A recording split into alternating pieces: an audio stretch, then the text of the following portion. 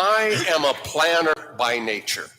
I love the whole planning process, the beginning with the end in mind, the working through of the constraints and the restraints, the things I have to do and the things that I am not to do. I delight in that kind of work. In fact, to such an extreme that I have to plan to be spontaneous. Because my beloved loves to do things just on a whim, and that is very hard for me. I am not good at that. I need advance warning. And so as a person who plans, who I work on the Marine Corps' Force Design 2030, where we're imagining the Marine Corps in 2030, and my job is to imagine what chaplaincy looks like in that.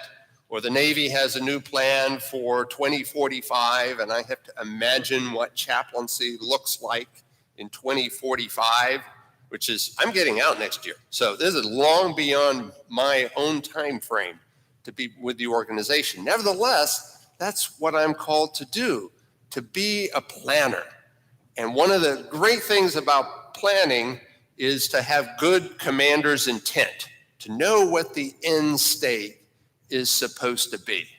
And so this is what I have been thinking about all week. And I get a gospel like today, which talks about the futility of planning, or it seems to.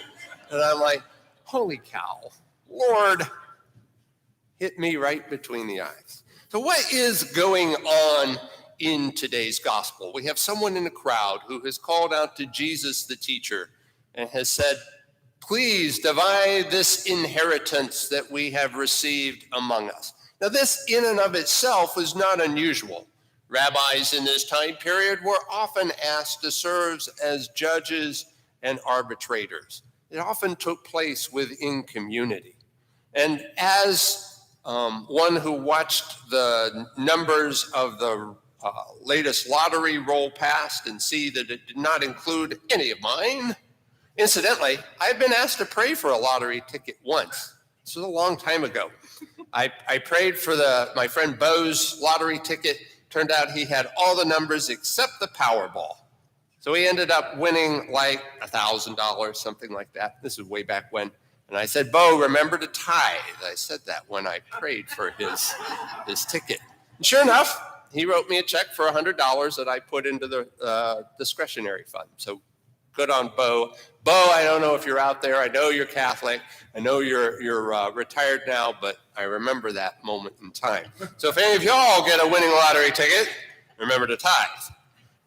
That aside. So Jesus is asked by this person to divide the inheritance. And I think I don't know if you've ever seen the movie Knives Out, but that can be something that happens when there's an inheritance, is that the people disagree about it and they're ready to sue about it, and they want an arbitrator to come in and divide things up, hopefully in their favor.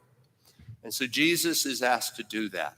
But there's no sense of community. This person is calling from the crowd. And so Jesus says, why are you asking me this? But I'll tell you a spiritual truth.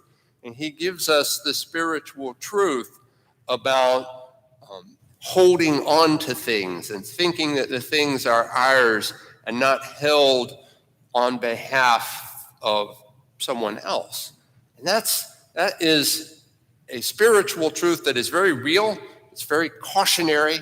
I like it, but it is very vague for commander's intent upon what does living a Christian life actually look like. Be generous. Okay, I got that. I know that I'm supposed to do that.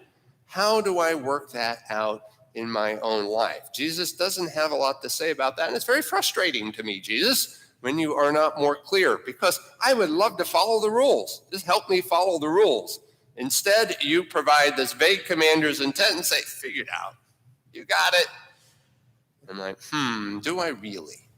And so I think about times of transition like this and think about the importance of that imagining that needs to take place in community as we together work out what should the force design for St. Margaret's look like a year from now, or in 2030, or in 2045?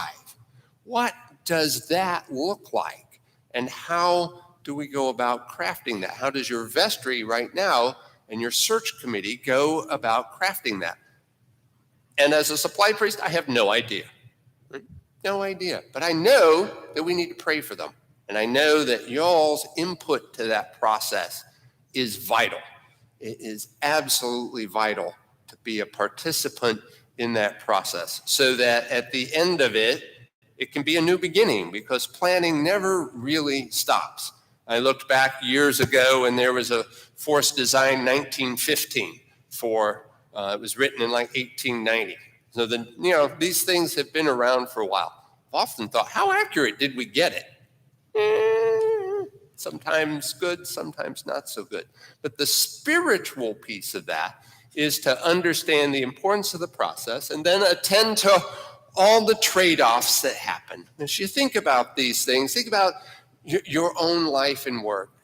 I would love to be extremely well compensated and have a job that I love and work with people that I adore and get along with, and that has meaning and purpose and contributes to the greater society and the kingdom of heaven. Those four quadrants are rarely satisfied in one job. So people have to ponder and think about how things flow between things like compensation, the personal fulfillment, the colleagues and community with which one works, and the meaning and purpose of one's work. So the vestry you need to pray for, and the search committee, as they wrestle with those four things. So the planner in me says, here's some planning constraints and restraints in how you attend to those things. And if you're not participating directly, then pray for the people, because you can always do that. And the prayers of a righteous person availeth much. So do not ever underestimate your ability to participate through prayer. Because otherwise, we're left wrestling with what is the Spirit calling us to do and to be in one's moment. And we may feel like we're floundering. And I may have used this analogy with you before, but I'm a sailor. I love sailing. Two of the most dangerous times when one is sailing is entering port and leaving port. And when you're on a sailboat, you don't have anything but the wind to work with. You don't have a big motor. And then there's other forces beyond one's control. There's the tide, there's the current. And you have to learn how to collaborate with the wind, the tide, and the current in order to navigate these waters. That's kind of where St. Margaret's is at this moment in time, is going through there. But what helps the most is knowing where you're going.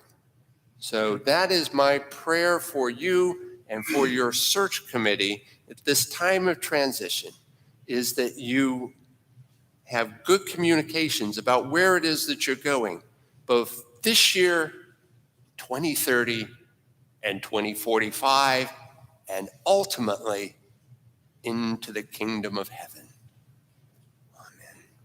Amen. Amen.